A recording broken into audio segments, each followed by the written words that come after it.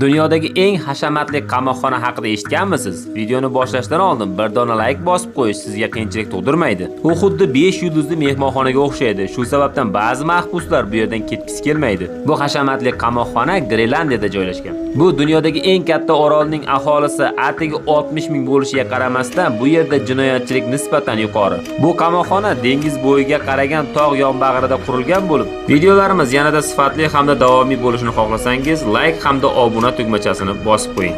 Bu yerdagi har bir mahbusning o'zining shaxsiy xonasi, hammomi, kompyuter, sovutgich, hatto smartfoni ham mavjud. Ularni kunduz kuni ishga borib kelishga ham ruxsat berishar ekan. Yagona shart esa kechki vaqt 18:00 da qamoqxonaga qaytib kelish va shu yerda uxlash talab etiladi. Ehtiyot chorasi sifatida barcha xonalarda kuzatuv kameralari mavjud va soat 21:00 da barcha tizim qulflanadi.